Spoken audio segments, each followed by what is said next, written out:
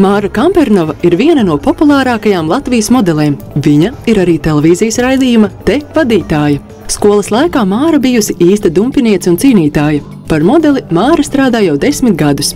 Modeles darbs ir teju katras jaunas meitenes sapnis, taču šis tik iekārotais darbs reizēm nav nemaz tik viegls. Mana profesijas ikdiena ir ļoti dažāda, bet parasti rīts sāks ļoti agri. Tas ir pilna darba diena, sākot no 5 līdz 14 un vairāk stundām, 24 stundām. Tas ir, es eju pie grimiera, es eju pie friziera, parasti diena sākas. Un tad, ja ir, piemēram, Fashion Weeks, tad ir visu dienas ilgumā ir mēģinājumi. Tad ir vēlreiz, tad ir grimēšanās, un tad ir skatas viena pēc otras, kur mums ātrāk pārtais matus, pārtais make-up, un tas ir tur raust uz visām pusēm.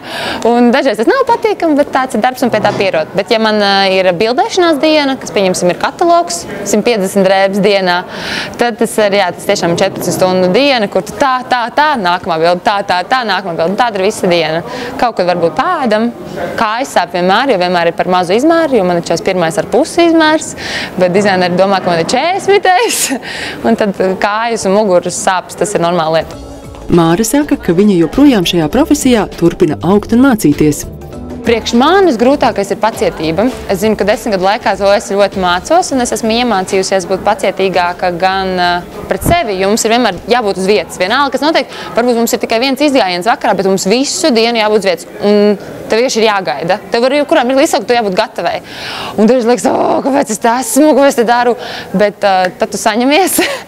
Tad saņemies un saproti, viss kārtībā. Paņem grāmatu, palasi vēl kaut ko, un vēl arī ir tad, ja kāds kļūdās. Tā ir pacietība, ko es mācos visvairāk nesakliegt, nedusmoties, jo, ja kāds sajauc kaut ko uz mēles, tad arī tas traucē arī man kaut ko sajaukt. Piemēram, ja ir finālā viena meitene sajauc, es esmu pagrūdus meitenes, es esmu nosaukuši viņu rupjos vārdos, es vispār biju uz briesmonis. Bet tagad es mēģinu laboties un tiešām pieņemt cilvēkus tādu, kādi viņi ir, jo man ir sākuši pieņemt tādu, kāda es esmu. Kā pozitīvo Māra min iespēju iejusties daudz dažādos tēlos. Viņai patīk vizuālās pārvērtības, kas top modes skatēs vai fotosesijās. Es vienmēr esmu bijuši pašpuika it kā, bet man ļoti patīk, ka ir tas dažādais, ka Māra tā ikdienas ir tāda, un tad atnāks darba, man tur sapucē, tur papēž, tur un tā. Un tad tu to visu noņem, un atkal es Māra. Un tās krasās atšķirības man vienmēr ļoti patika. Bet tagad es mazāk sāku izbaudīt to pašu skati vai to bildēšanos, cik es sāku baudīt komunikāciju ar cilvēkiem, ar to dizaineru, smieku sarunas bildējoties, vēl modeļu aizkulises šeit, jo šeit īstenībā tā sajūta ir kā nometnē. Mēs reiz pusgadā visi mēs satiekamies, un tad ir pavadam šeit 4 dienas kā liela ģimene, un tas ir tas, ko es baudu tagad vairāk.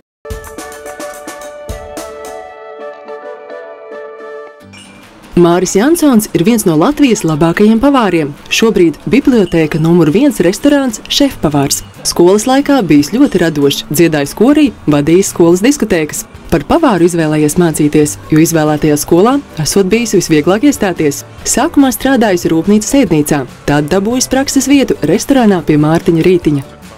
Sākumā tomēr tev pieredzes nav un tu dari to, ko tev liek. Nomizo to, izdari to.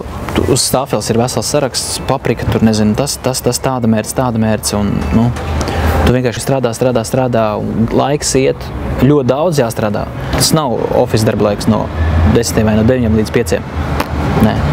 Bieži vien jaunieši, kad nāk, viņi tā īsti līdz galam to profesiju nesaprot. Viņi tā domā, ka tu lītās es te kaut ko pamizošu un 5 skriešu mājās. Nē, tā nav. Bet tā, ka tu it kā āļa izsities un pavadīs ļoti daudz laika smagā darbā, to jau neviens nezina tagad. Tam vairs it kā nav nozīmes. Tas tikai ir mans tas piedzīvojums un tā pieredze, kam es esmu gājis cauri.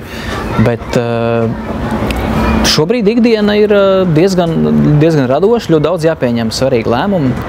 Nedēļas sākums ir ļoti daudz jāvada laika ēdienu domāšanai, ideju ģenerēšanai, visādi pasākumu, banketu rakstīšanai, tikšanās, filmēšanās un dažādas tādas lietas, kas tā kā ir it kā radošas, it kā uztur tevi tādā siltumā un tādā tā kā visu laiku, lai tu būtu tā kā neaizmirsts.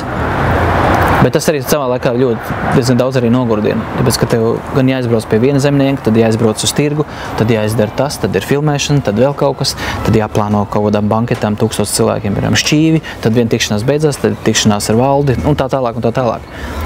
Tas nedēļas sākums tāds diezgan drosīgs, tad vēl ar pavāriem vairākas reizes tikšanās, lai viņi tiešām visu saprastu un izrunātu tās detaļas. Ļoti ātri laiks paiet. Vispār vienā skriešanā ir. Mārim ir gandarījums, ka var strādāt te, Latvijā, un šeit ir cilvēki, kas spēj novērtēt viņa veikumu. Māris saka, ka labākais atalgojums viņam ir gandarījums par labi padarītu darbu. Laikam jau tas, ka tomēr tas rezultāts ir kvalitatīvs.